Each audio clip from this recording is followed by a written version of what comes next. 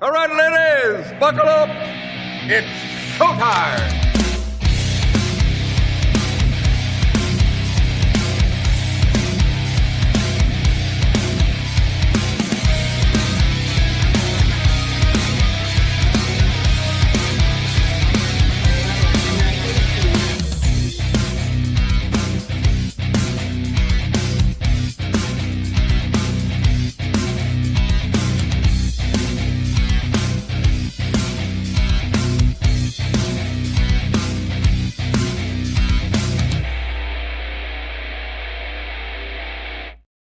And boom, welcome aboard.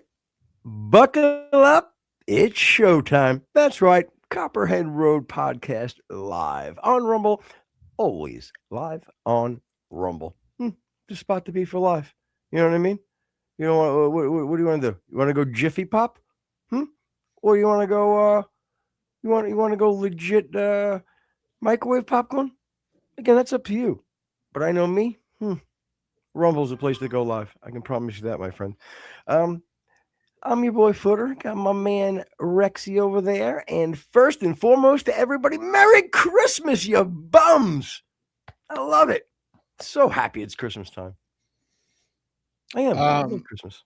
Yeah, I don't know where this is gonna fall with you or the crew. I've never Jiffy popped. Really? Great. Never it's great. So much fun. Now as an adult, you could do it yourself. Like you don't need to necessarily get the Jiffy Pop. You could do the old like foil and you can have fun with it, as I like to say. The kids do it. Now, wait a minute. Are you saying that there's like you can buy the pre-made sort of pan thing with foil, or there's Correct. a different level you can make your own kind of pan with foil? Of course you could. Yeah. Okay, why would you do that? I don't know. Sometimes it's fun because then you control the seasonings and what you're doing. You know, maybe you want to put a bunch of butter, a bunch of kernels, then say, you know what I want to do? Me, a little Parmesan, me, a little Locatelli. I sprinkle right in the middle, wrap it all up. Beep. Next thing you know, I throw it on an open flame. All right.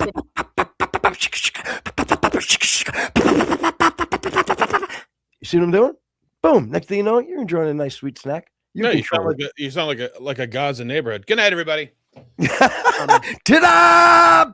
Okay. Good night. But can't you do all that like with microwave popcorn after it comes out of the microwave? Sure. If you want to be a faggot. Okay, but what is the gays do that? I was gonna say, what does my absolute lust for male companionship have anything to do with the fact that we're microwaving our? It's incredibly sexy. Nothing. But I just figured I'd bring up the sexiness of it. I want to start this Merry Christmas off with a little sexiness. Okay, that seems sort of antithetical to the holiday season. You're antithetical to the. Ta-da! Good night, everybody. That's the wit you get here on Copperhead. Excuse me. Yeah, it always just amazed me with the Jiffy popcorn thing. Like people at, excuse me, Mr. Pop, I have an idea. Can we just like? Jiffy. Well, Mr. Pop to me, I don't know I don't know what kind of a personal relationship you had with Mr. Pop, but like it didn't occur to them to be like, okay, people already have pans. Now we're gonna make our own pans, and we're gonna cover them in foil. We're gonna make our own pans. I love it. But I love it. Why would you do that? It just seems like it's a lot of effort. Why wouldn't you, is what I say. Why wouldn't you? I mean, in the oldie days, you had to, had to fucking make popcorn. That's the old school. The truth, I like to call it cowboy popcorn. You know what I mean? Just a couple of kernels, open flame, boom. Matter of fact, can somebody, production, find out for me, when did popcorn come of age? I'd like to know that, please. Like when it was always like available at home, or was it like, oh, we got to go to the movie theater to get the popcorn? No. Definitely way before. I want to know more. Was it like, how art the popcorn coming down to thy, like, was it that time? Or was it like, 18 at cowboy time? Like, okay. You're not going to believe this. What? Popcorn has a rich history dating back 10,000 years. You know what? Big popcorn show. The Copperhead Road Big Popcorn Show. That's great. I'm telling you, you don't fuck around with popcorn. That's what I'm saying. Christ may have been popping popcorn. You don't know. Yeah. You think it was done by accident? Like, people were cooking popcorn or cooking regular corn? I'm going to tell you right now, popcorn has a rich history dating back approximately 10,000 years with its origins in Mesopotamia. Shut your mouth. In Mesoamerica, where it was first cultivated, the earliest evidence of popcorn was discovered in Peru, dating back 6,700 years. Additionally, the oldest ears of popcorn found are about 5,600 years old. The popularity as a snack surged in the late 19th century and became a staple treat in the early 20th century. Let me ask you this. So it wasn't a treat in the beginning? Like, what were they doing in the beginning? Were they making fucking instruments with it? I mean, maybe it was more of a staple than a treat. Okay, so it was Mesoamerican. It could be they would be having it like part of their daily bread. Yeah, give us this day, kind of a thing. Yeah, give us this day our daily popcorn. Yeah, I don't know if is that blasphemy in any way, or not satire. I think you're okay with that. The Lord has a great sense of humor. He does. He's a riot. No, bro, very sarcastic, good guy, just an all around Christ is king. Good night, everybody. Yeah. When did fucking Redenbacher bust on the scene? Oh, he came in hot too. Oh yeah. Orville was not playing. He's like, yo, you niggas want to make fun of my name? Okay, watch what I do now. Yeah. Watch what I fucking do. Yeah. Or maybe his name just ironically was Popcorn, and he felt like he was pigeonholed into doing this. Yeah, well, like there's an eerie sort of like resemblance. Eerie of corn. Ta-da! Like there's a similarity between him and Colonel Sanders. You know what I mean? Like, again, Sanders is a little bit bigger, a little bit more of a facial hair kind of a thing, but there is a similar look. 1969, I guess, is when the Sanders Redenbacher clans, you feel at one point meshed. Yeah, or maybe it was just like sort of like a theme, because I mean, again, obviously they have different backgrounds, but even Famous Amos had that kind of a look. You know what I mean? Big Tanner, kind of a classic sort of a. Wasn't Famous Amos like mammy? Wasn't he like one of the? Right? Yeah. He wasn't that far. I think it was 1940s or 50s. I think he came around. But okay, I got you. Be right before like Job Turkey. He's right in the middle. Yeah. Okay. I like to call it the in between stages.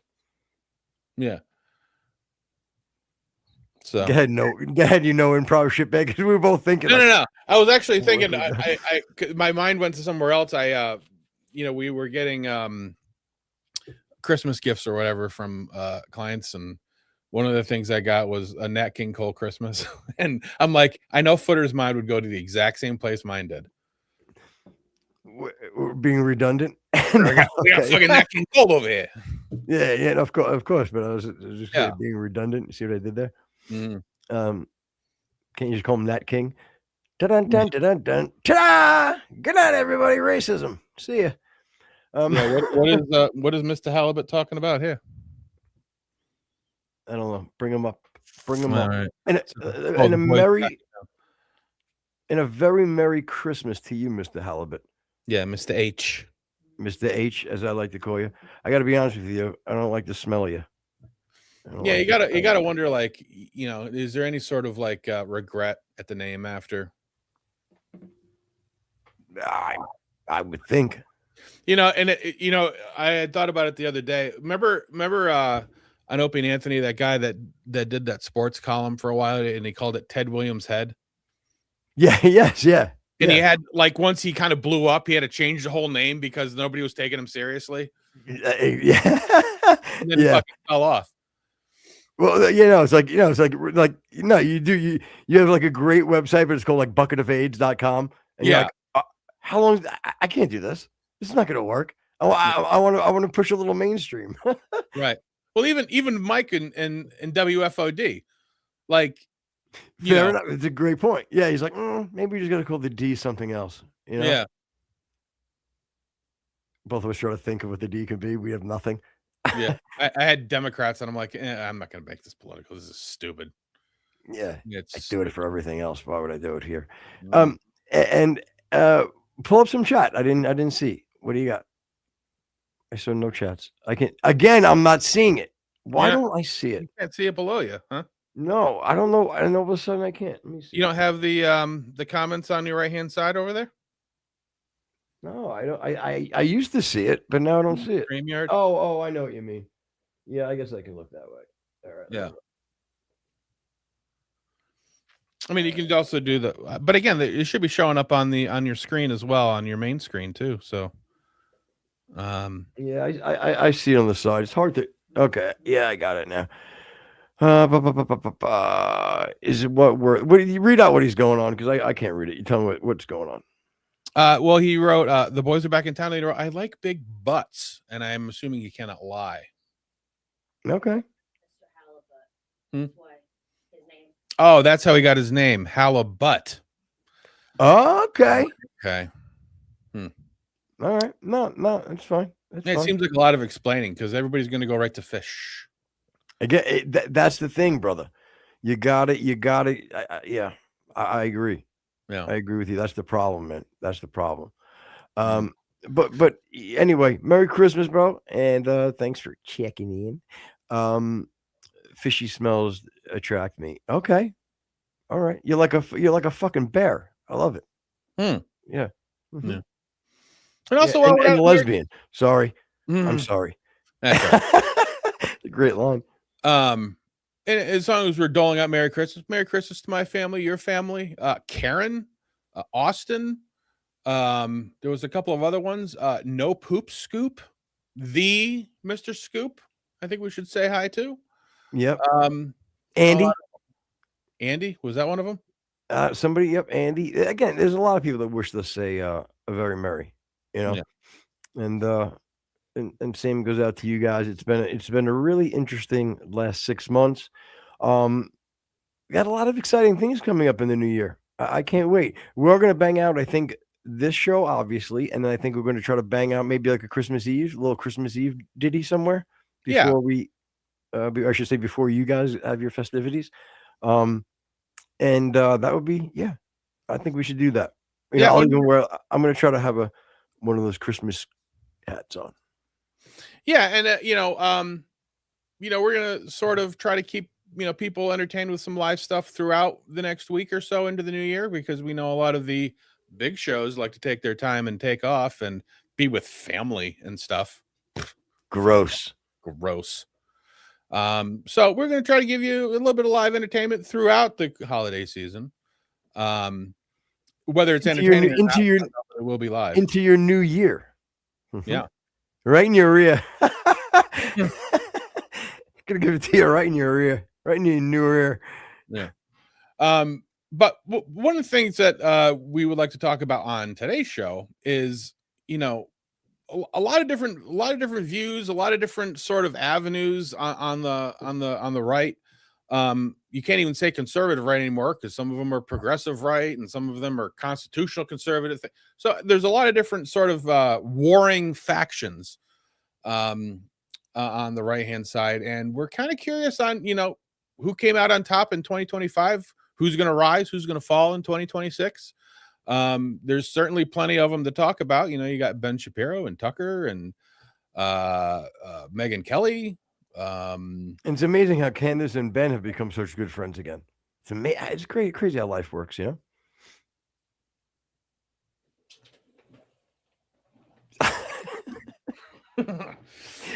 It really is. That's absolutely insane, right? Hey, you know what? Before we get into this, is going to be a little bit of left field, but I want to, because we're going to get off onto that, and then it's going to spiral, and then I'm never going to get back to it. But You know how I like to fuck around with the Chat GPT sometimes, or Genesis and stuff, the different AI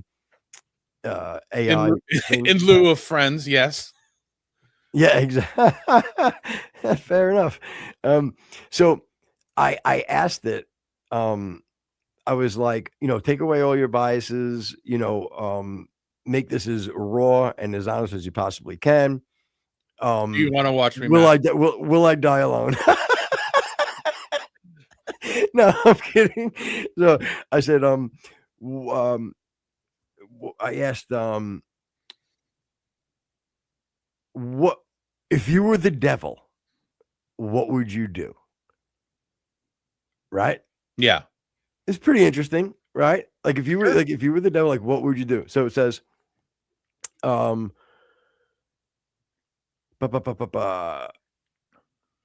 basically saying stripping away all the personal biases and looking at the devil as a conceptual archetype of maximum disruption, right? The goal wouldn't necessarily to be cartoonishly evil. Instead, it would be about subtly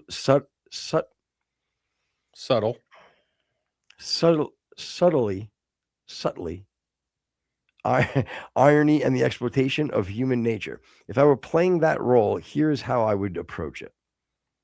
The weaponization of certainty. The greatest demonic strategy would be to make people hate each other, but to make them absolutely certain that they are right. I would lean into the echo chamber effect. If everyone believes they possess the objective moral high ground, they will be willing to justify almost any action to defend it. And I would replace nuisance with zealotry. Okay. You lost that last part, but okay. I'll read it again. If no, everyone believes, what does replace nuisance with zealotry mean? I think that to be a zealot means what?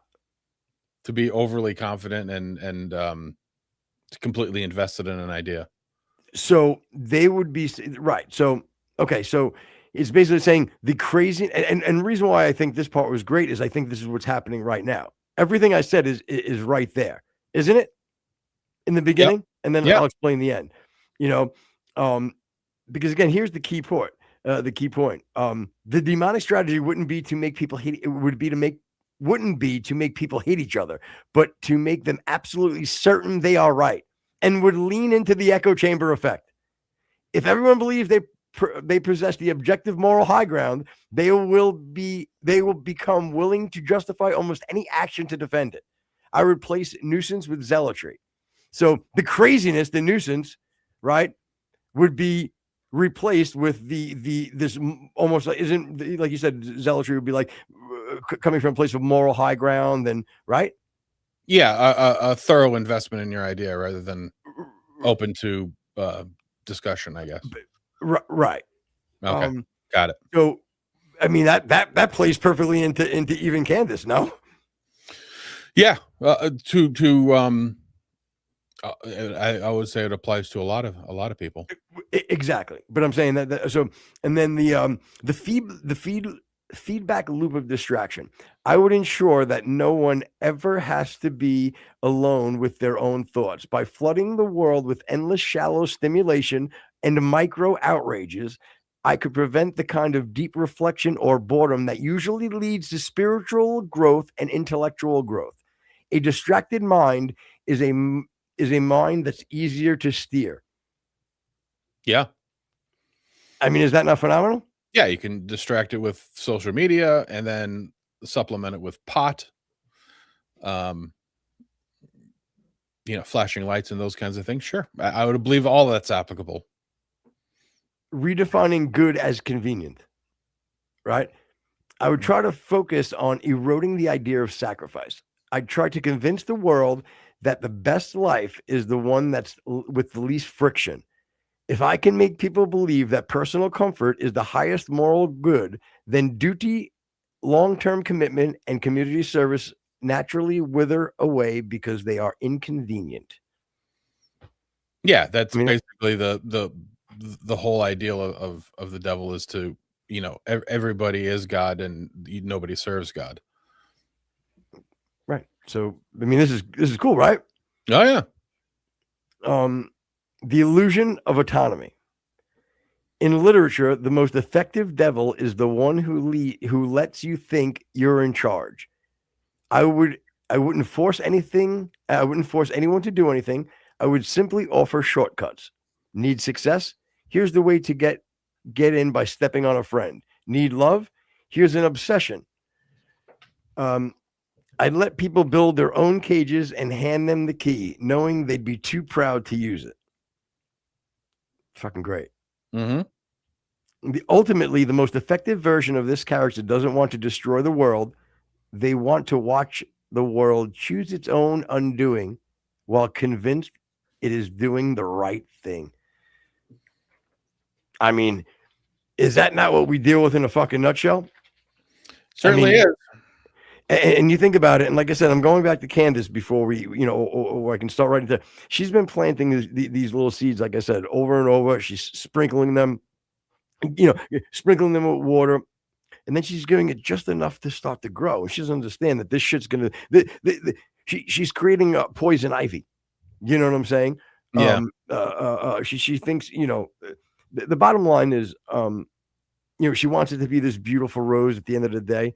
But it's not going to be. It's going to be fucking poison ivy, and the root. She's established her root in this. You know what I mean? And it's going to be very difficult and very hard for her to get out of that. What would Mr. Halibut say? He said, "Zeal is fanaticism. I think so. Satan is making fanatics." I think it's all part of it. It's just a problem. The evil that's going on in this world, from a philosophical standpoint, it's all playing out right now. You see these cycles that are they're destroying the world from the inside. All this fighting and all this. I don't mean fighting like having difference of opinions, right? Or even war. I'm just saying you have the same. You have people that are supposed to be on the same moral high ground, right? But yet their actions are so contradictory. You know what I mean? Well, it's sort of like an analogy that I've made before. If you think of a society as a lake that leads to a river that leads to a waterfall, if you're in a placid lake, and you have different factions of opinions and things or whatever, people can get along as long as everybody sort of agrees that you can't drown anybody. We're not going to litter into the water.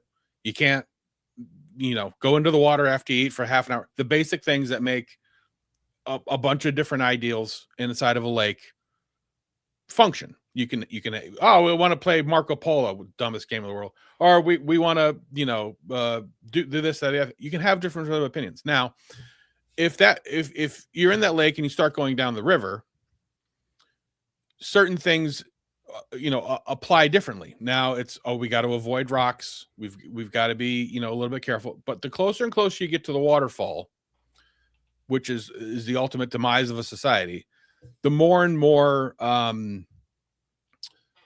rash and violent your decisions have to be made. You start grabbing for sticks, you start pushing people out of the way, or you start factioning into different ideas, and the closer and closer you get to the waterfall, the closer and closer ideas of like Nick Fuentes and people who have very extreme solutions become more and more reasonable. Now I think like Nick, for example, is sort of a harbinger or a ghost of society future, that kind of a thing. We will reach a point where Nick's solutions become the viable ones, and that is scary, especially to people who sort of try to maintain a middle of the road idea. So, and the funny thing, let's just use the two back and forth, like you said, the Nick thing. Yeah. And then let's use Piers Morgan, right? Yep. They'll both claim to be taking the moral high ground. You know what I mean? And you watch them legitimately, be on the most opposite side. There must be good and bad zealots. You know what? I'm sure there are good and bad zealots. Yeah. No? Well, yeah. I mean, the people, again, if you're going to base our idea of good in Christianity, which we do, then obviously people who are solidly invested in Christianity are going to be, I guess, zealots in their own way. I don't necessarily think zealots have to have a bad lean, so to speak. So there certainly can be both sides invested. I don't think we need bad zealots, but I think it's sort of an offshoot of having good ones. Yeah, I wouldn't be able to answer that. I'd really have to think that out, because I would try to. I would need like good examples and evidence. I don't have it right now. My brain's not there. Yeah. And for a topic of another show, I think is, when things start to go wrong or in a direction that one isn't comfortable with, I think it's natural. I think it's human nature to find scapegoats and to assign blame to, again, the Jews, the blacks, the fucking Yankees, the Reds, whatever. You're going to attribute blame to. I'm fine with all them, by the way. Go ahead. Meaning placing blame on all of them. Hate the Yankees. You know what I'm saying? Yeah. I was the Braves. Were you okay with the Braves? I don't like the Braves either. You're big. No, yeah, number only is Mets, and then and again, as much as I shouldn't, I don't hate the Dodgers. Really? Yeah. Well, because they're originally from Brooklyn, the whole thing. But we'll go there another time. Go ahead, buddy. You're on a roll today. I'm playing second fiddle. Well, I wouldn't go that far. I can't even play a fiddle. I don't know nothing about music. So, yeah. Go ahead. You are more of a piccolo man, but go ahead, Brian. Go ahead. The problem is matriarchy, and you can sort of all of the other things that irritate everybody else. It's an adoption of matriarchy as opposed to the patriarchy. And again, I've made the case before. Doesn't necessarily have to. Matriarchies don't necessarily have to be run by women. It's the ideals of a patriarchy versus the ideals of a matriarchy. The more, and you take it down to a house level. A house well run will be run as a patriarchy. Now, again, sometimes if there's not a father in the house, the mother has to fill that role, and but she can't run it like a matriarchy. You can't be soft and comforting. Sometimes you have to be the hand of discipline, not the one who wipes away the tears. Those are the bottom line. Sometimes you got to pee standing up, is what he's trying to say. Go ahead. Yeah, and if you're really a man, you shit standing up too. Did you know that? I would hate to be your cleaning lady. Go ahead. Or at least the one that cleans the shower. So it really sort of blends. It goes into that. The patriarchy teaches independence, reliance, the ability to take care of your own and others. The matriarchy says you don't have to take care of yourself. I'll take care of you. And again, it sort of feeds back into what you were saying about the devil of, you really don't have to be responsible for yourself. The collective or the governing body will take care of you. And it's why I don't understand people who sort of fault Israel for doing what Israel does. Now, again, my sticking point with Israel is not what they're doing. It's the fact that they involve us. It's hard for me to understand how somebody can both condemn Israel or even condemn Russia and also defend manifest destiny. Okay. Or the Monroe Doctrine or whatever. You can't say that America, had the moral right to come over and take land and destroy Indian cultures and things or whatever, and just keep the manifest destiny of keep growing and take land because it's our right as America, and then also condemn Israel and Russia for doing what they're doing. Now, again, you may not like it, but you can't condemn them for doing it because it's exactly the ground that we stand on for the America and United States doing what we do. So it's a great point. It's extremely consistent. So it would be very hard to argue that, And again, you can again, my stance is I can't stand that they involve us and use us and manipulate us and involve themselves in our politics and things like that. But game respect game. You got to give them credit for doing what because again, Israel is in a very tough spot. I love Hood Rex. Go ahead. They're in a tough spot. Okay, it's the difference between bailing water or fixing the hole. You know what I mean? They we get it. Right. Well, no. I want you to keep going. I was teasing because you keep you're great at doing like the little example analogy type things. So I was just, I don't know, it was just funny. And again, I don't even know where the hell I started with that, but Candace is crazy. Go ahead. Yeah. Yeah. You don't have an agenda. We get it. No. But we basically we're coming from, I think, was staying on the tune of how I introduced it, is where we are, the state of this world, country. There are so many moving parts and so many different things happening that I think it's okay for us to keep preaching an opinion like you just did. You know what I mean? Regarding some sound values, a somewhat structure, even giving the leeway of let's say a dad not being in the home when you use that example, but still setting a structure, setting the diagram of what would work for productive society. Right. There is an optimum structure and the way things run and the way the family should be, getting an education, finding a job, finding a wife, having kids. There is a layout of what should be. And obviously there are going to be situations where the optimum is not available. Dad dies, whatever, alcoholic things.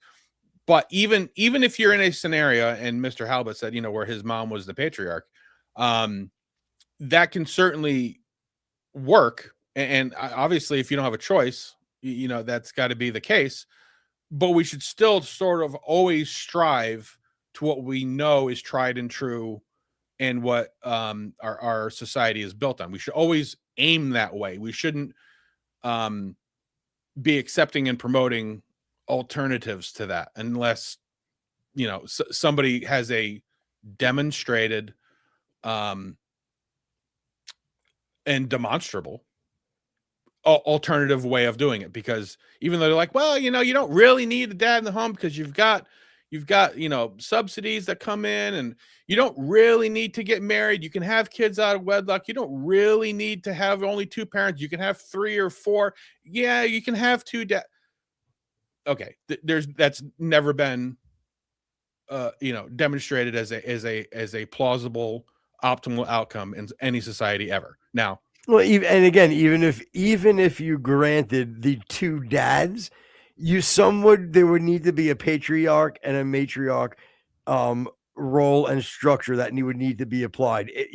Unfortunately, because I'm not going back to making it biblical, but the fact that everybody does have free will, God made us with free will, we're going to have people that use that free will to sin and to do things maybe that isn't in the God's plan, and they do go against God's plan. With that being said, though, I think that Rex hits on a good point, that you're able to follow a diagram and a structure. Again, ultimately it should be God's plan, but as you're growing, and as you are trying to do the right thing and coming from a sound moral foundation, if you do go by these things that Rex put out there, in any of your situation, you're on the right track to percentage wise playing towards a winning hand, and being more successful in life. Again, are there anomalies? Sure. Are there outliers to different situations? Sure. But I think for a good foundation, that's something that I think everybody should really take some time to think about. And again, it's not condemning anything specifically right now. It's just in general saying, you know what, that's a great way to look at things, and what can I do in my life to make those things more present in my life, But yeah, and I think it's perfectly human nature, and again, going back to your Satan thing, I think it's a natural human response to sort of moralize sin and disorder. If you like to drink, you're going to come up with reasons why it's okay. And well, I go out and I have, drinks every night, but I get up every morning and I go to work and I provide for my family. And, we've talked about the parents of people who have transitioned their kids. They'll make every moral obligation. Well, I was only doing the best thing for my kid because, she or he said that they were the other sex, and I did the right thing, and I'm going to go out and I'm going to promote it. I'm going to have other people because sin loves company. And it's a logical human response to moralize or justify whatever disorder you're behaving in. Which goes back to the devil saying, we'll all keep it in that mind frame of it's the moral high ground that you're taking, and you're doing it for the reasons. And yeah. So, first of all, kudos to us the way we just fucking tie everything in, because you had no idea what I was going to start with, and that I was bringing that up. So, kudos to us again. I love to bring it back to us. God, we're good. Copperhead Road, everybody. Make sure you like and subscribe, Mr. Halibut. I know, once you hit the like button, Mr. Halibut, that helps the algorithm, Yeah. Time out. I just remember we were talking about Spotify doing live podcasts? Yes. I think I saw something about that. Yeah? Yeah, they're doing something. Oh, Spotify is doing something. Yeah. Back. I look that, if we can look that up, or somebody look that up. I'd like to find out. Are Spotify doing, just ask, is Spotify doing going live with podcasts now or something? But I thought I saw something. And if it is, I want to be on the forefront. Yeah, I mean, as far as hooves go, it would behoove them. Oh God, yeah. The hoof. Yeah. I know that also again, it's a little behind the scenes, but even the podcast platform that we use, StreamYard, is doing a bunch of stuff. It says, yes, Spotify is expanding into live streaming capabilities with podcasts through a partnership with Netflix. Starting in early 2026, subscribers on Netflix will be able to watch select Spotify studios and Ringer podcasts directly on the platform. Bro, we're gonna get it. Let's get part of that platform. Yeah, that would be great. That would be a great new. Say again. We'll talk to Mr. Tiffy. No, I don't know if it's like that. I thought he just said what they're picking, who they want. I don't know, but I know that we're kind of in with Spotify for various reasons that we don't need to bring up here, but I would have to imagine that we would be considered for that. What an amazing opportunity. People just on Netflix. Oh shit, let me hit podcast. And then just as they find us on Spotify, like they do, God, just think of all the great hate we're gonna get just off Netflix alone. Yeah, especially because I have to imagine if you have a Netflix subscription, you're probably going to hate us anyway. So I think there's probably a lot of crossover there. Yeah. Meanwhile, one of my favorite shows in the whole world, and I know you'll hate it, is on Netflix. It's called Resident Alien. Oh man, you might not hate it if you can, it's like a goofy sci-fi show. But I won't just look it up. Dude, there's a lot of funny fucking lines and just ridiculous. It's really funny. I love that show, Resident Alien. Check it out on Netflix. It's very funny. What's the premise? Oh man, if I describe it, it's gonna sound so dumb, dude. Do you want to, Jen? Do you want to pull it up and we'll read it? And God, I hope, because they'll explain it better than me, I'm sure. But it's so Resident Alien. Yeah, Resident Alien. The funny thing is, it gets amazing reviews everywhere you look. One of the actors, the main guy, the alien, he's a very, very famous dude behind the scenes. He does voices for some of the most famous like characters. In voiceover, he does like insane amount of voiceover work. But it's funny because there's also no hold. Like they'll have like, there's like, whatever the one girl has they wants to take like a pregnancy test or whatever. I'm saying the scene just because it's like how far they'll push it, like they don't care. Like, and her friend goes in to help her, and she's like, something to the effect of like, "Oh, you're peeing on my hand," and she's like, "Oh my God, I'm so sorry." She's like, "That's not the first time. It's not a big deal." Like they push it. Like they're very, they have a lot of funny jokes and shit. But it's definitely sci-fi. You have to be okay with like, the aliens and there's different aliens, the grays, but even the alien shit is funny as fuck. They make it very cartoonish, as far as the way they talk about it. But yet it's also very serious shit too. It's great. Every character is fucking funny. Well, we got a season 4 trailer. We'll okay. I'm up to season 3, so I've never seen this. I miss my friends. In prison, your world is very small. Now I know he went to prison. Especially when the prison you are in is on the moon. You shouldn't have let that shapeshifter trick you into that cell. The man that thinks he can take over my life. No one will believe that the mantis is really me. Oh, hey. How are you feeling today? Pretty sexy, actually. Cool. The body of the missing hunter. It looked like the head was bitten clean off. What type of animal can bite a head off with one bite? What if it was an alien? Obviously, aliens are not real. Exactly. The world is black and white, salt and pepper. You and me. And I am the white one. Very much so. What the hell is going on with Harry? Harry is very far away. I need to get back to Earth. Harry! You escaped? I'm impressed. Because I am smarter than you, and I'm stronger than you, and son of a bitch! Is that pepperoni? The Greys have implanted an inhibitor in me, blocking me from my true alien form. Seriously, you're not alien anymore? I cannot believe I hate cow milk so much. I'm a basic bitch. What are we supposed to do now? There must be some way to reverse it to get my alien energy back. Come on! I'm the alien tracker.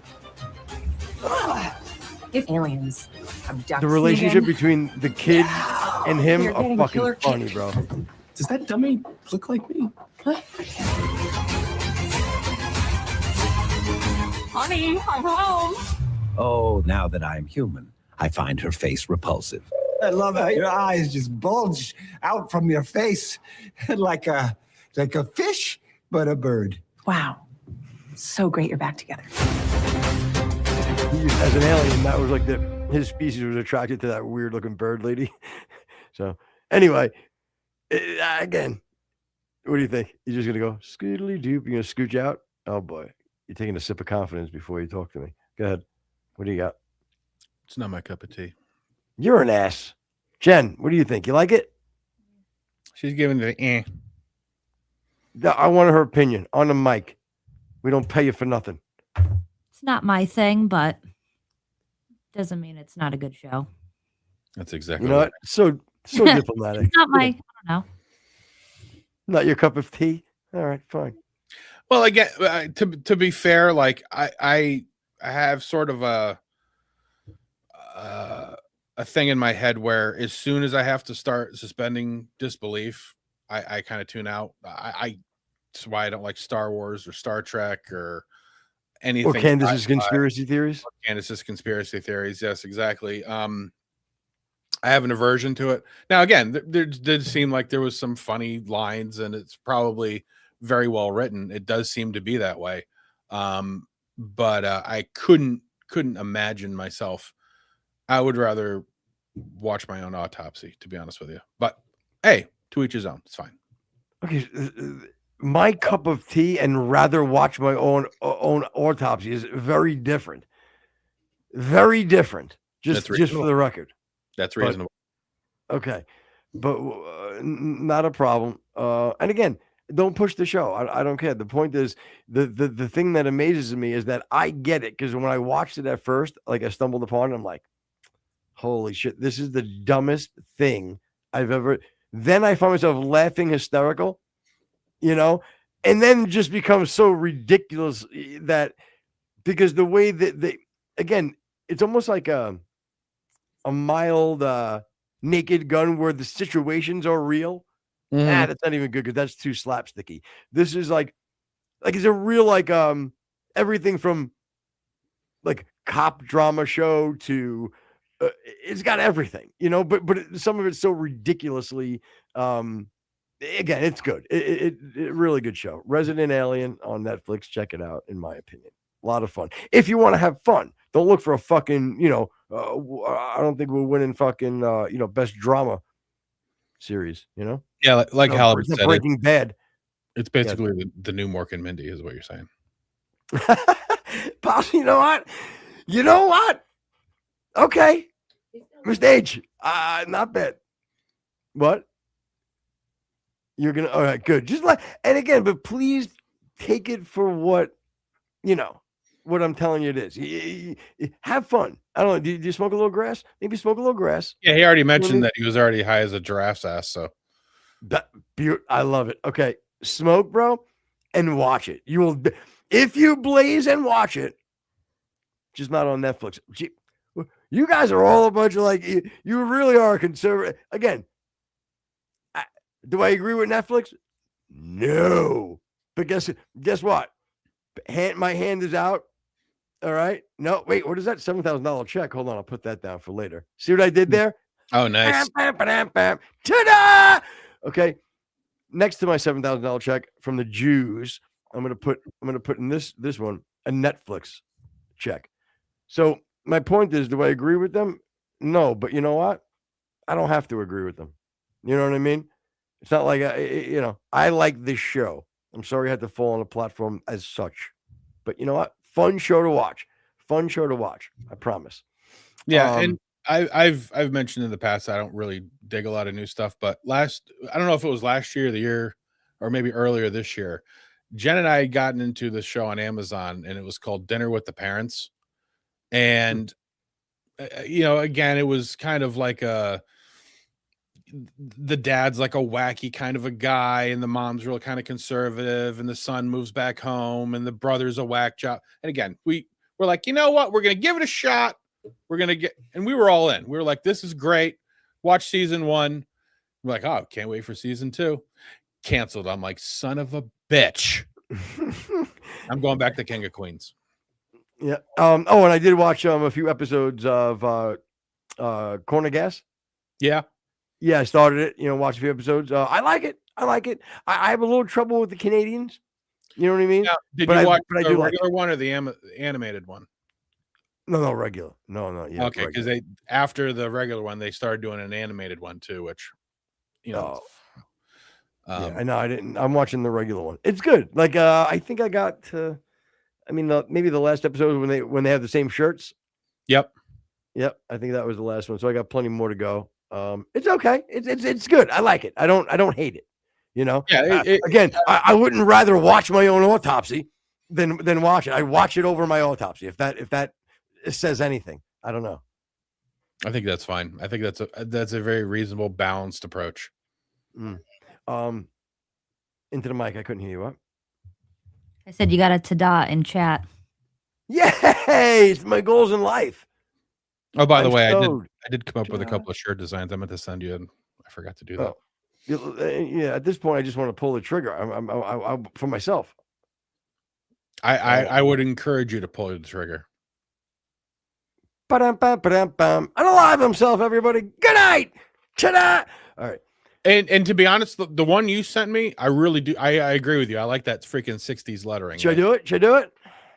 I just got us banned off of YouTube. Great. Why? Because you unalived yourself? Yeah. Well, I put a fake gun to my head. Oopsie daisy. Yeah, let's not do that. Yeah. Well, I didn't anyway. It's a piece of chocolate. Oh. Yep. It was a piece. Let me make that very clear. It was a piece of chocolate. What kind of chocolate? Why do you have to push it when I'm lying? Oh, I thought you were actually talking about chocolate. I was.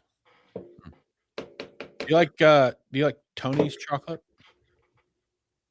No, I don't like guineas that fucking make chocolate. I only like their Italian food. I like Tony's fucking meatball palm, but not his fucking chocolate. Motherfucker will eat one of their fucking cannolis. Let me tell you, you know what I had the other day? And speaking of delicious Italian treats, simplest treat in the world. I think every ethnicity has one, and has this one, just done maybe a little different.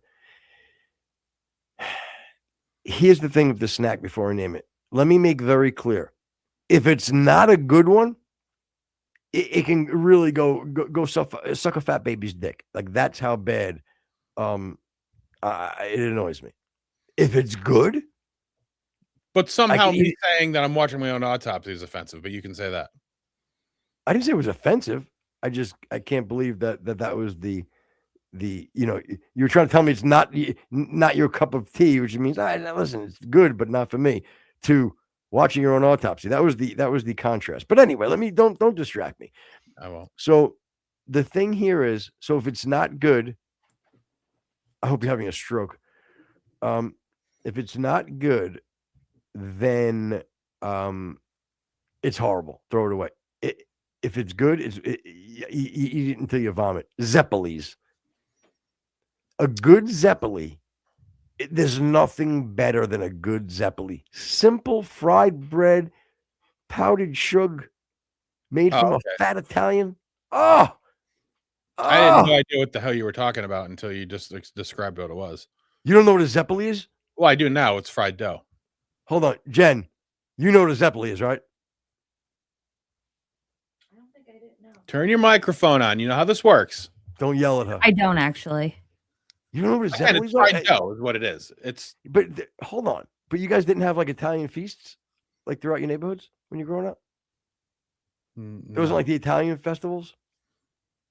No, again, it's fried dough. We don't need to. Sometimes you can have it with marinara sauce. No, you know what? This is the point. It's powdered sugar on it, you shit. Yes, I will agree. Only powdered sugar on it. Yeah, like the thank you. It's fried dough. Thank you. Is what it is. That's what we call it in America. You know what? You sicken me sometimes. You absolutely sicken me with this. Where you at on Zabagnoni? Shut your mouth. I won't even. You know what? I won't even talk to you about food. I'm saying I banned you from food talk with me until the first of the year. Bottom line, and I'm sticking to my guns. Fried dough is fine, by the way. It's good. I didn't know it was called Led Zeppelin or whatever the hell you said. Called the Zeppelis. Now you've baited me, son of a bitch. Said I wasn't going to do this. I'm not doing food talk with you. I won't. Yeah, Mr. I want to get back into the meat. Halibut cannolis. Cannolis are good. You know what? As good or as they they can are, be very bad. It's one of those things. I'm not a huge fan of the cannoli, only because It's cannoli, by the way. Yeah, it's a cannoli. So yeah, there's an I cannoli. at the end. Yeah, cannoli. So I don't like them because I don't like the breading, or not the breading. What do you call it? The shell. crispy, the shell. I don't love the shell. I don't disagree. It's not the greatest part. No. But again, there's nothing. Listen, you put granolas out on the table. It's not like I'm not gonna have them. You know what I mean? Maybe if I have you over for some coffee and cake, boom, bring granolas. We'll be all right. Yeah, we actually make cannoli cake here. Is what we do. Yeah, I had a major record deal. What are we doing? Bragging? What is this show turning into? It's actually just talking about our different food interests. And I was thinking, well, you could take the cannoli and you use the cannoli filling as an icing for a very very neutral chocolate cake.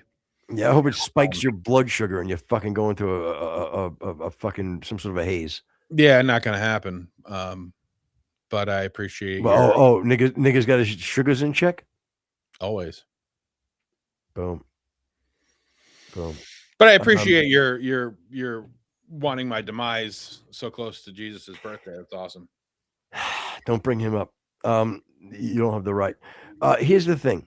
And we will get into the show. But you know something else. What did you just say? You made me. I asked you about Zabagnone. No. What do you think? Do you have an opinion? Do you know what that is? I won't talk. Listen to me. I'm not talking food with you anymore. I'm done. You don't know what it is. All right, it's fine. Okay, good. That's fine. You think, but you need to think to make yourself sleep it better. Just tell me what the main flavor of Zabagnone is. You don't bully me. You don't fucking dictate what I do. Yeah, it's like that's done. the fucking. I'm done with your food talk. You blew it, not knowing what a Zeppeli is. Yeah, I'm done. All right, is that at least I was man enough to say I don't know what it is. But if you wanted Costco to be like cream puff, says Mr. Halibut. I don't, Mr. Halibut. I don't. What you okay? Number one, you don't fucking brag that you like Costco anything. That's not what you do. You don't do it. I don't mind. Rex thinks he's a little too good for everybody, guys. Don't worry about it. I'm not saying you can't enjoy it, but I'm not. You just say I like cream puffs. All right. Basically, he's saying he likes the transgenders that work at Costco. It's like you can say you like hot dogs, but like I like the hot dogs at Walmart. You don't have to do that. You don't have to. I love gas station hot dogs. I don't. But I'm just saying. On a side note, I prefer the dirtiest, cheapest hot dogs you could possibly. If they sold hot dogs out of the back of a van, I'd buy them there. Well, that's really high quality hot dogs. The thing that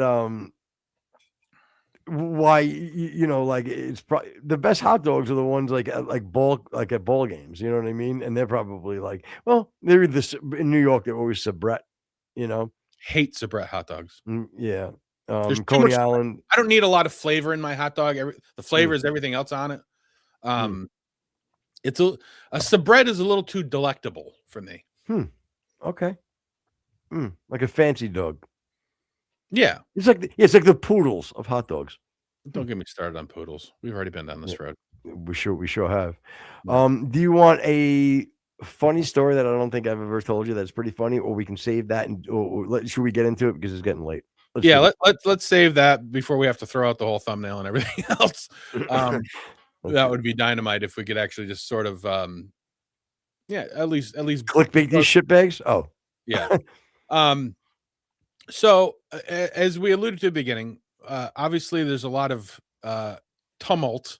I've never used that word. I wanted to use it. It's great. You did. On the now you can die side of the aisle. You want me to. The problem is I have all the passwords for the show, so you might want to just have me write those down first. Yeah, because this is the glue that's holding me together. You're right. So I'm sure a lot of people saw the back and forth from AmFest. Ben Shapiro throwing bombs and Tucker and Megyn Kelly and Candace wasn't there. Interesting. I wonder why. It just seems like I thought everybody that was invited by Charlie Kirk showed up to AmFest. Well, I wonder why Candace wasn't there.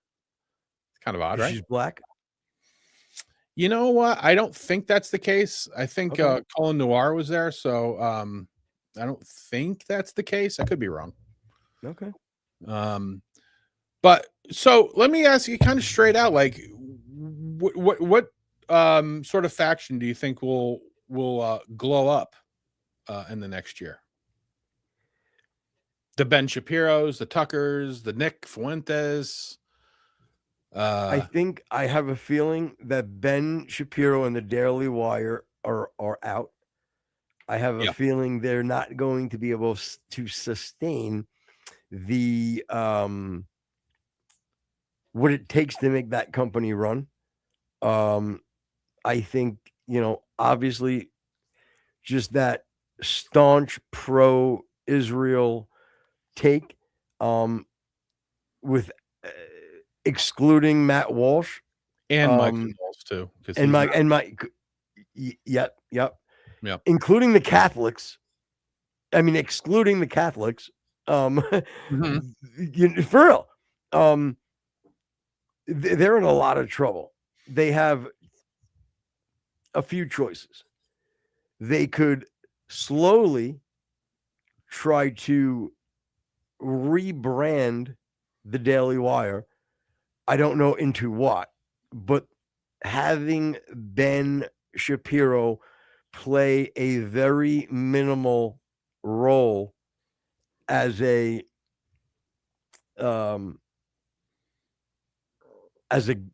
godhead, you know what I mean? No pun intended. You know what I mean? They need to somehow. He's not going to give up his investment in the business, so you're not going to eliminate him from the company.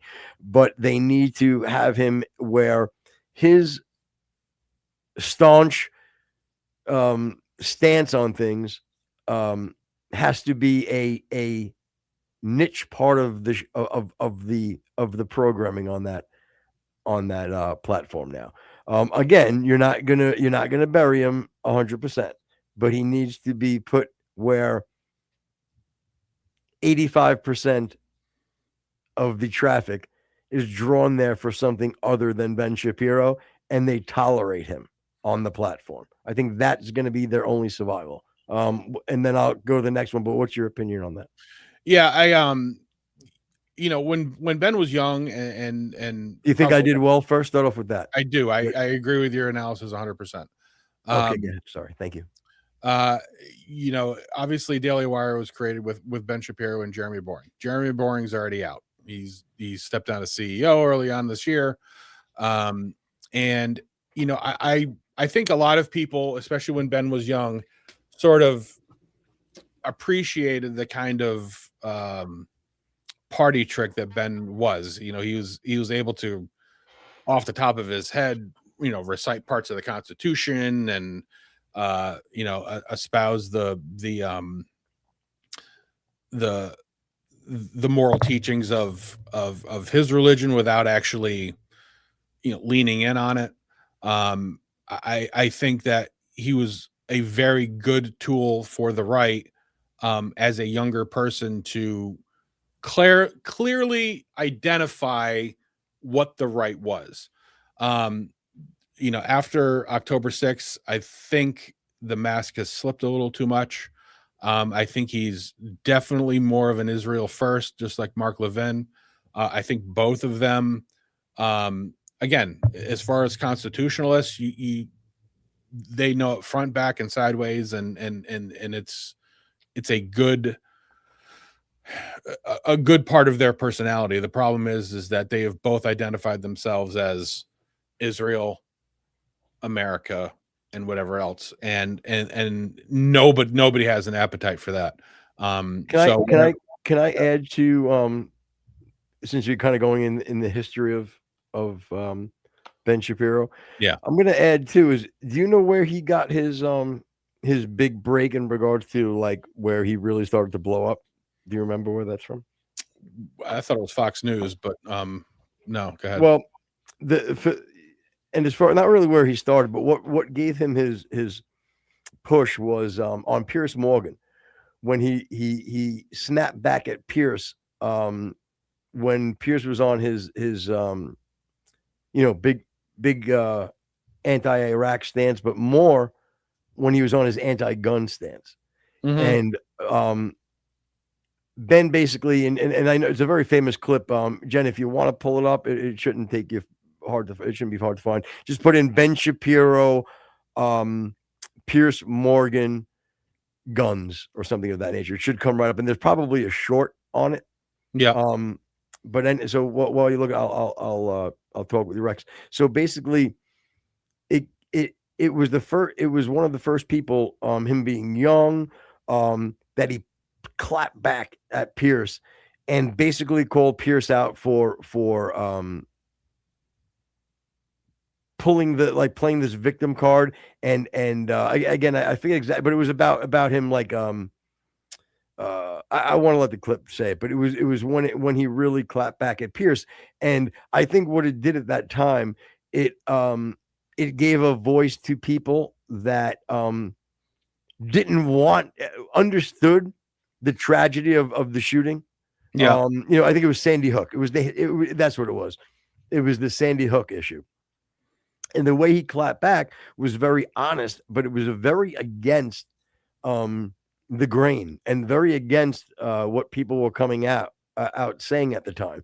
And the way he said it unapologetically, he was really able to I think start that ball rolling. And between that and hitting campuses and going around and reaching the young people, and I think giving them the tools to debate and have discussions with people that they didn't that disagreed with them. And at the time, like I said, the mainstream narrative was definitely this anti-gun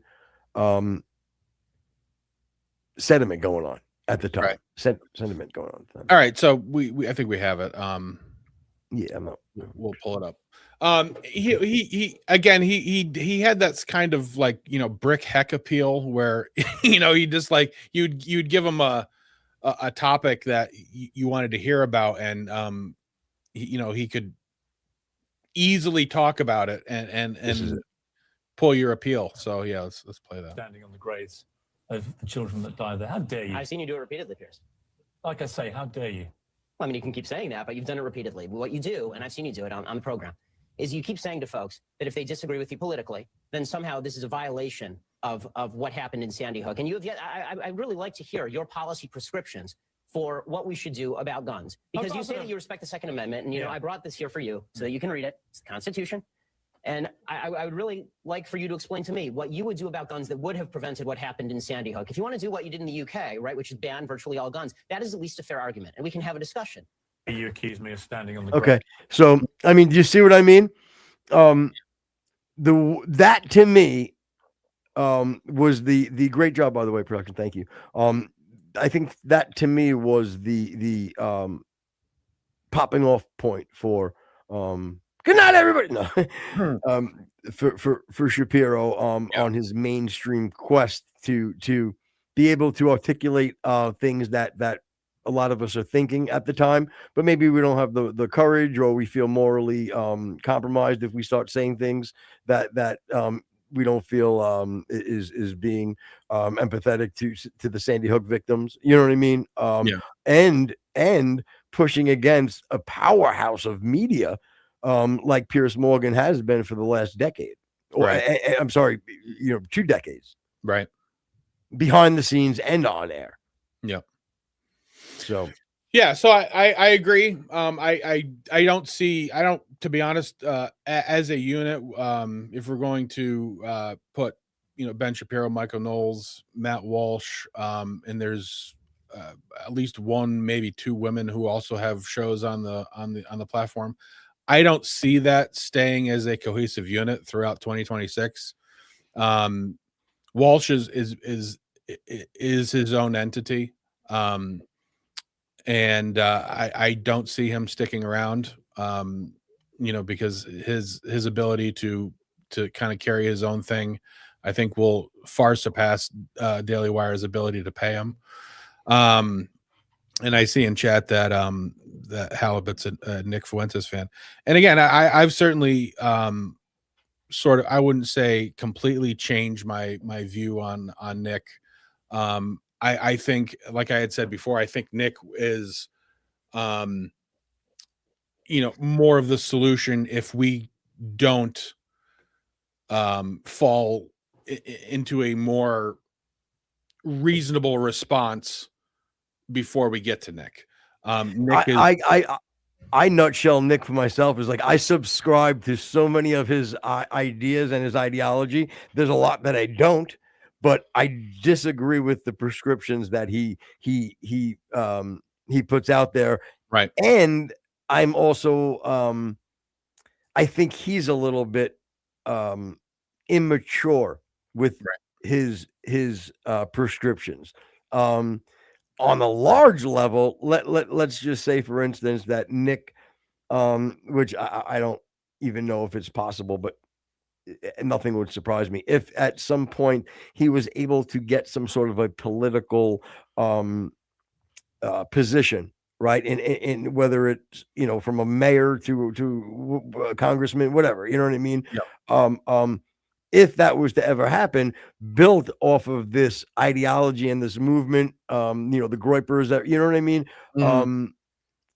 If that got him to a position, I think he would see the bigger picture, almost, like the typical hacky, okay, once they become a person of power, they go into the room and they're like, okay, they play the video and they leave like gray, know, and going like, oh, you know what I mean? Like holding, like their butt hurts, you know what I mean?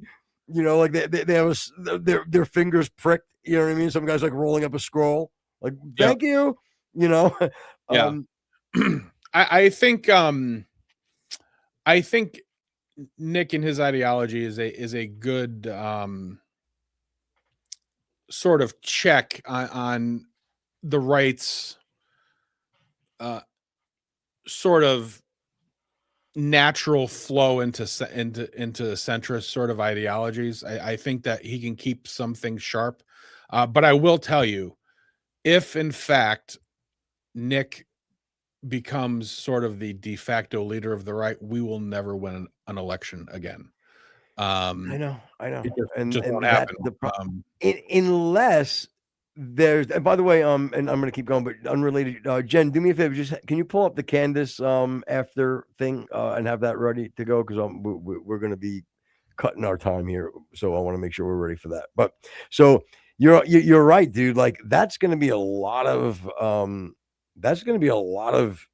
baggage for the conservative party, traditional politics as far as your Republican and Democrat, unless somehow in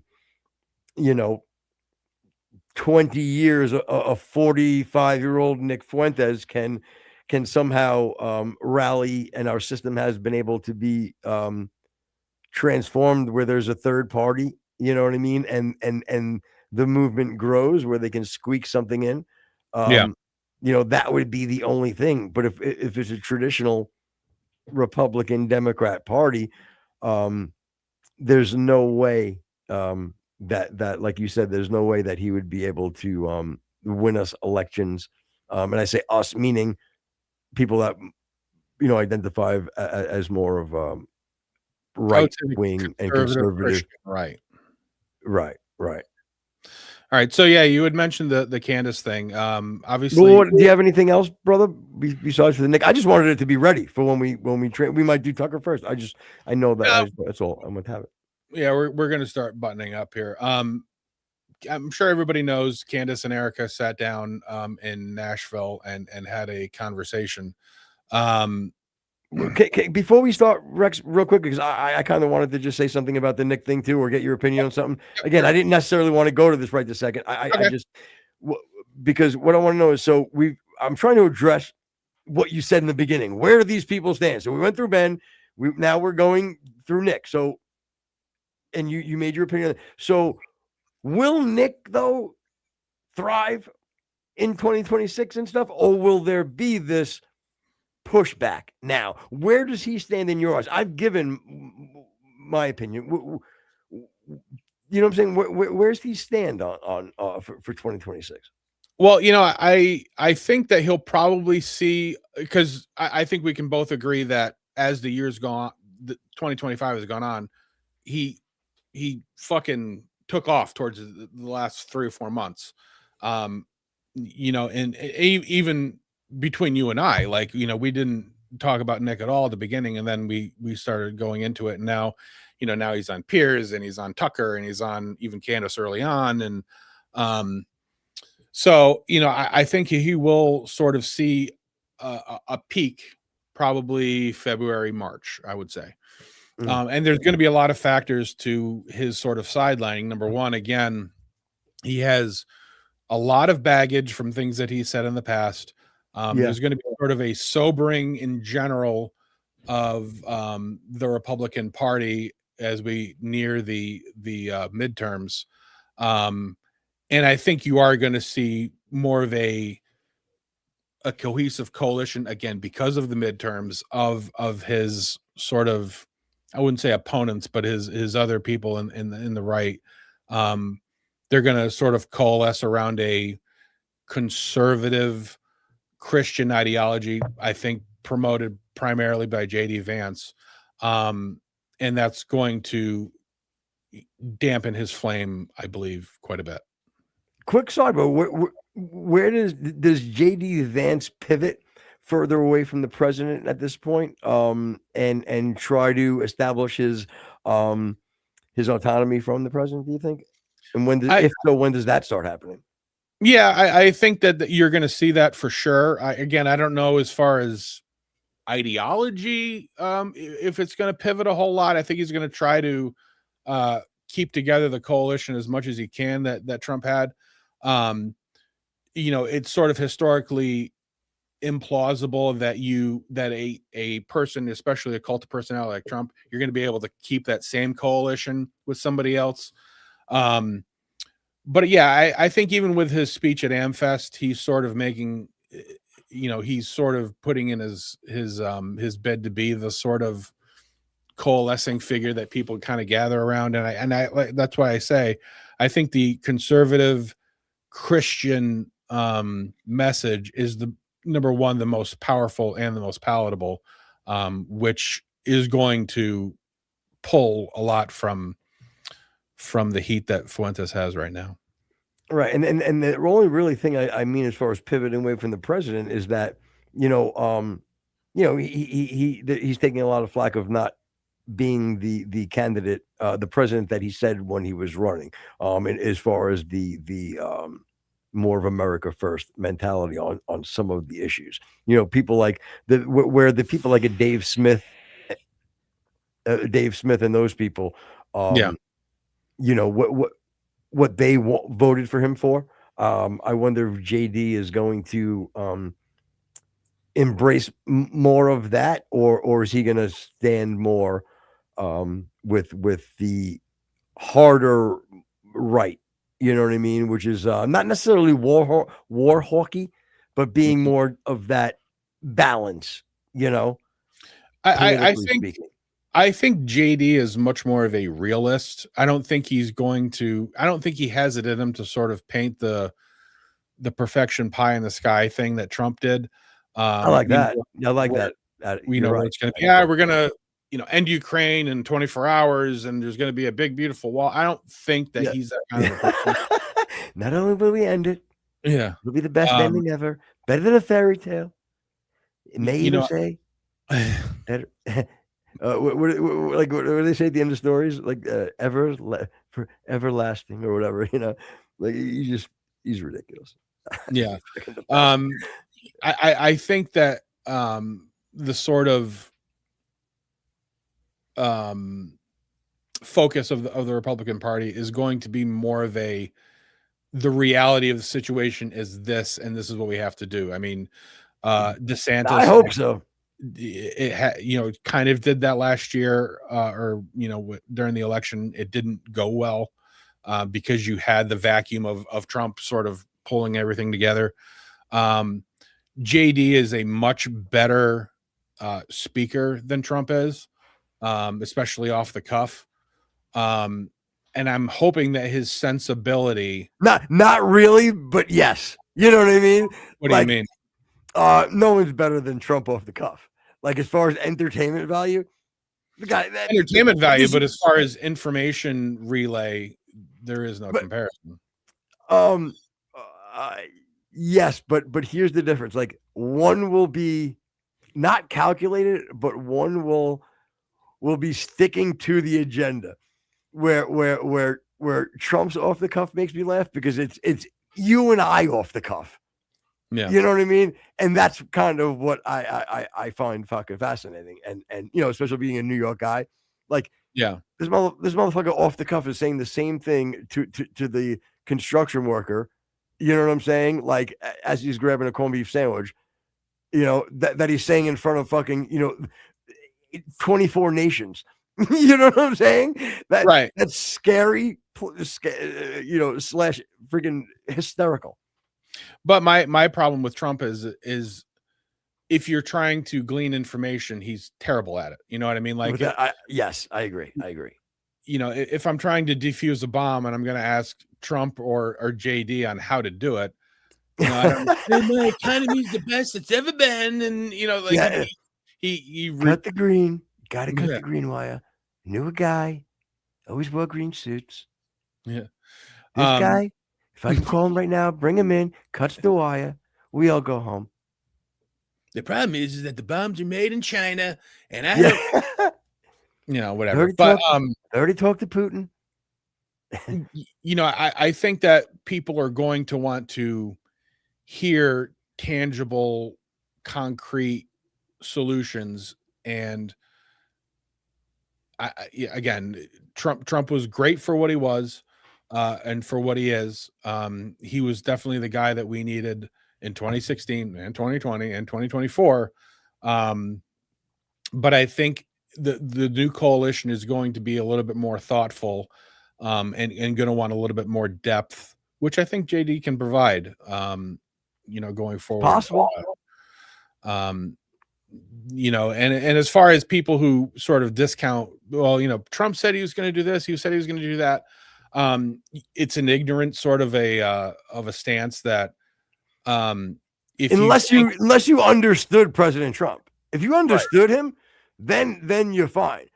But you know, yeah, but you're right, because there's the 30% that voted not really getting the fact that he's not the Lord Jesus Christ and he can't do it all.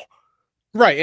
And he's a talk past the sale kind of a guy, you know, and I mean, he's, you know, he may want 10 million, but he's going to say he wants 40 million and he'll be okay with 20 million. You know, right. And everybody's and these dummies sit there and go, we're getting 40 million. The guy's the best. And then when he gets to 10 million, that they're like, oh my God, what happened to the 30 other million?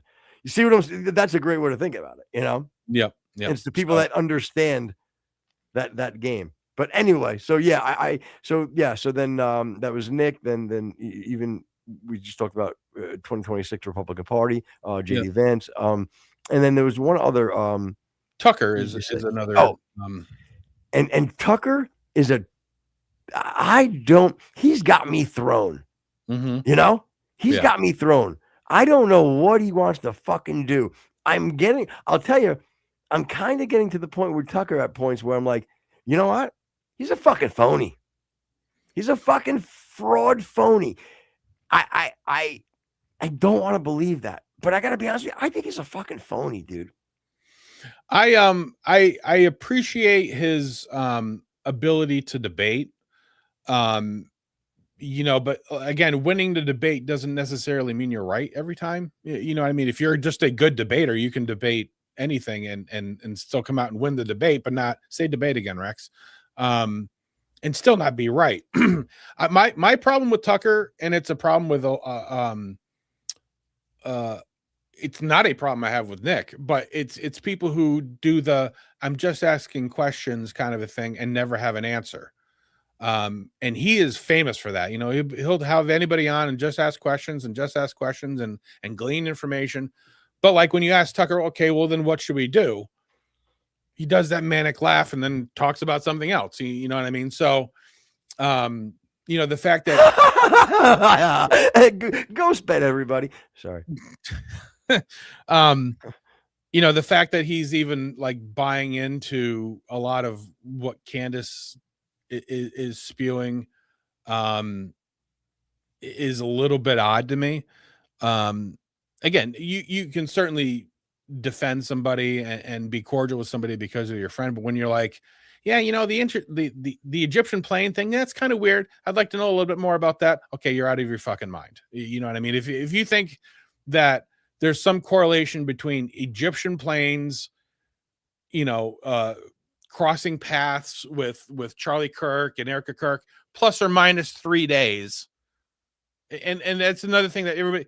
Yes, if Egyptian planes were landing in the exact same place where Charlie and Erica Kirk were landing within 2 minutes or a half an hour or an hour or whatever, yeah, it'd be kind of weird. But when you're plus or minus 3 days from where they are, and you don't even have a reason for it, like, why would they need to? Does that make any? Did anybody ever consider that? Why would an Egyptian plane need to follow them around?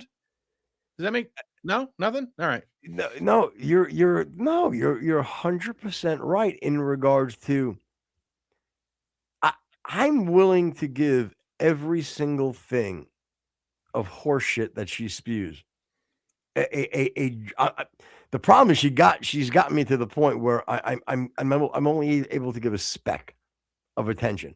But let me make very clear: any one of these cockamamie harebrained schemes that she concocts in her freaking head, okay, and puts out there to millions and millions and millions of fucking people, / half of those millions and millions and millions are fucking lemmings and are going to believe anything she says, okay?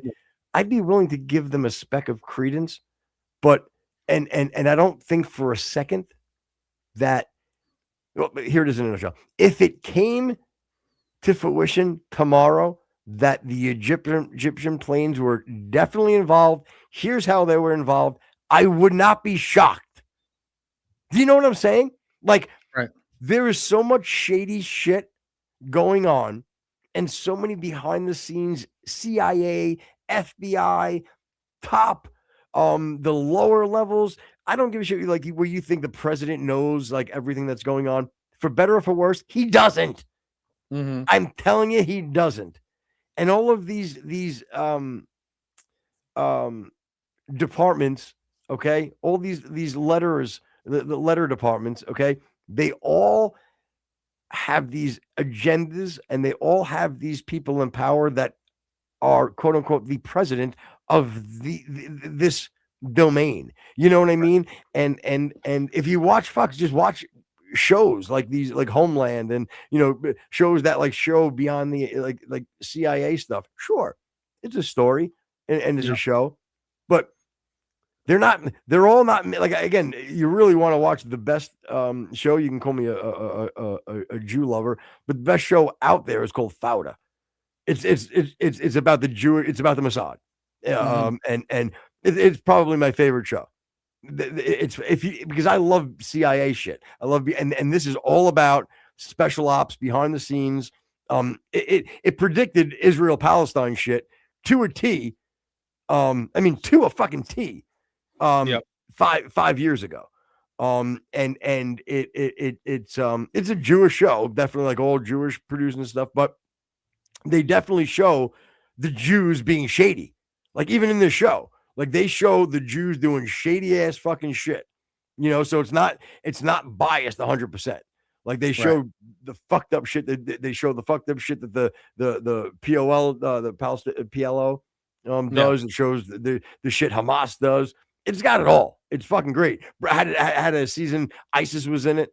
Like they show every fucking point and just how shady the Jews are, and the reasons why everything happens. But anyway, my point to this is that nothing will surprise me, like any of the shady shit that goes on. But She is out of control. She's out of control. You meet with the widow of your great friend that just got fucking assassinated. And this is the conversation you need to have with the wife of your friend that was assassinated. Really? Like, this is a conversation that needs to be had on air or publicized? Yeah. All these months later, you should be ashamed of yourself. You should be fucking ashamed of yourself. Yeah. So I think what we should do is maybe tomorrow we'll sort of have our closing arguments with the Candace thing. We'll look over that that episode that she had with talking about after Erica. I think what's also worth noting the interview that she had with a guy by the name of Mitch, who claims that while he was at Fort Huachuca, for reason, thank you, that he, in his words, was 95% sure that he saw Brian Harpole at a high-level meeting with a representative from the House and many and again, the military. What was the House representative name? He was a guy from Las Vegas. I don't have his name offhand. But he named him? Yeah. She showed him pictures and he said that's the one. And and again, he kept saying he's 95% sure that he saw Brian Harpole, who was the head of security for Charlie Kirk. And you know what? That's fair too, because no one's 100%, and you can't be. I don't care if you see it. So okay, fine.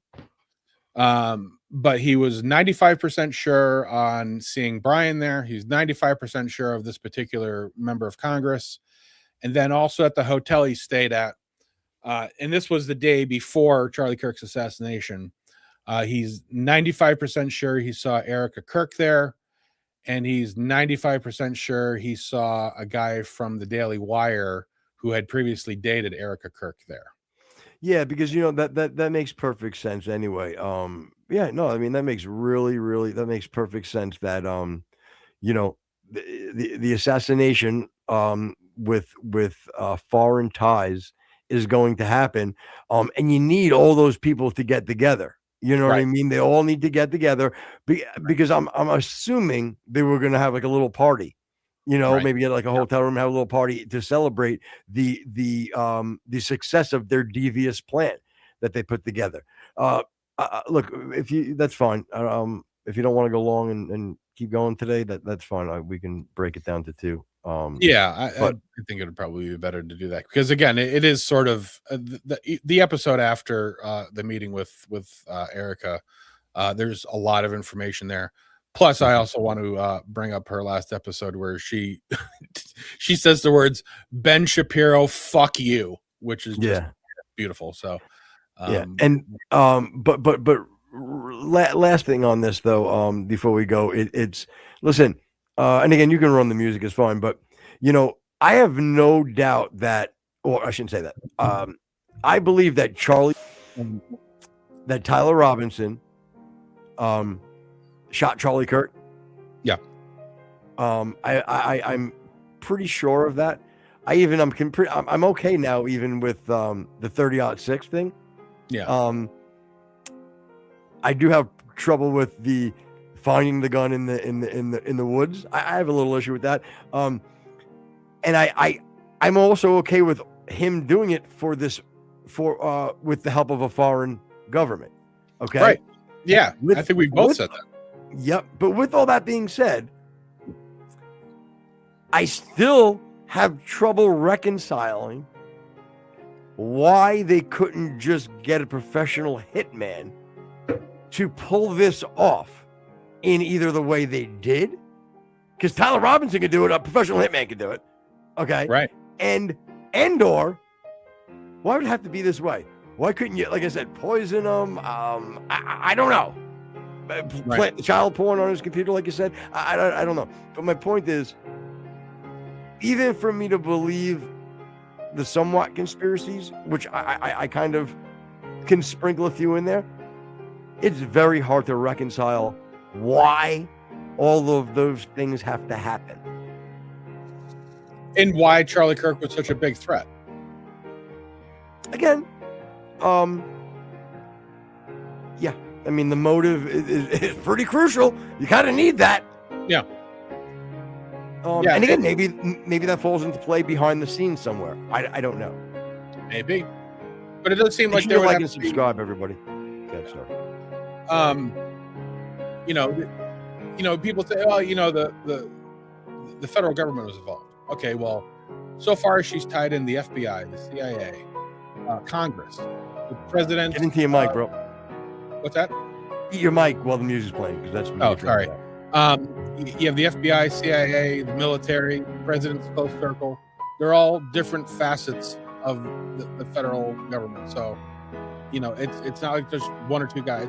There's tons of people that are supposedly involved. So we're going to tackle that tomorrow.